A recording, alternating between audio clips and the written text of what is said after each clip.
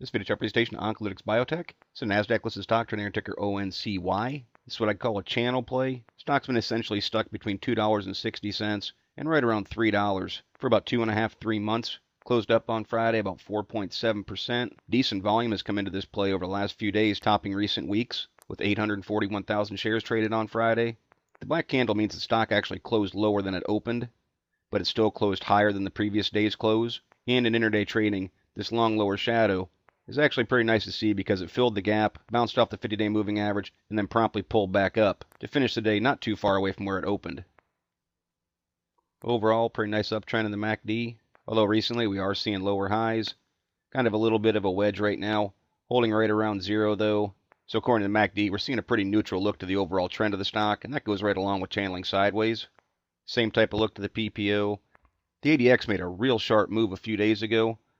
But you can see that's right here on this day. Stock just had a very volatile day. Huge volume came into it, traded about 7 million shares. Stock moved from closing prices around $2.70 all the way up to hit $3.50.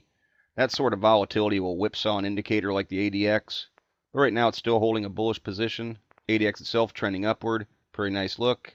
That move there last week also took the MFI, just shot it straight upward. It's a volume-based indicator. So that jump in share price with all that volume pushed the MFI back into a very bullish position. Indicators like the accumulation distribution and the shaken money flow, which is based upon the AD, they react differently because the stock, when it went way up and left that long upper shadow and closed substantially lower than the highs, that means there is some pretty decent selling pressure in the play, and that'll actually take these indicators and turn them downward. Although it now looks like it's starting to normalize and actually starting to see a little bit of an upward curl in the accumulation distribution, signaling like the buying pressure is still coming into this play. I get about the same read from the shaken money flow. CCI registering a 92.7. Of course, per definition, the buy signal for the CCI is the break of 100. I'm actually not crazy about this full stow. It's a momentum indicator. Down low, holding underneath 50, showing that there's not much bullish momentum in this play. So I'd certainly like to see this curl, make its way back above 50, show that the bulls taking control of momentum. It's a pretty nice look to the tricks though, holding right there at zero. Much like the MACD, it's a gauge of trend.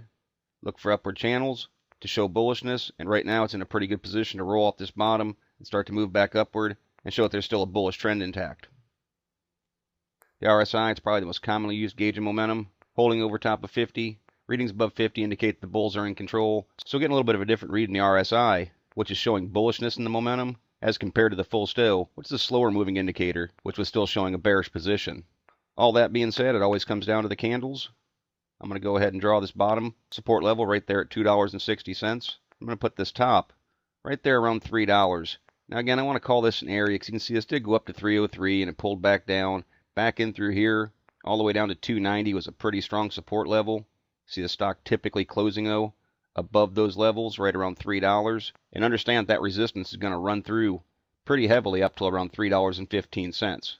But the first breaking point I'm going to look for is to see if this stock can close above this $3 mark, similar to what it did last week, when I'd like to see a little bit more distance between that resistance point and the closing price for the stock. And I think the way it pulled back down and held down low, right below the 200-day moving average, really supports the idea that that resistance is going to be pretty strong, running all the way through that area. Any stock always faces a challenge with trying to move above the 200-day moving average, and ONCY is no different. So I'll look for volume to try and stay strong on this and see if it can push through those levels and get back above the 200-day and start trending up in this area to show that the charts can try and hold an uptrend and start making some higher highs along with this initial higher low. Good looking chart though, one to keep an eye on, see if it can break out of the channel, and we'll just follow along and see where it goes from here. As always, really my interpretation of the ONCY chart. Thank you for watching. Trade smart.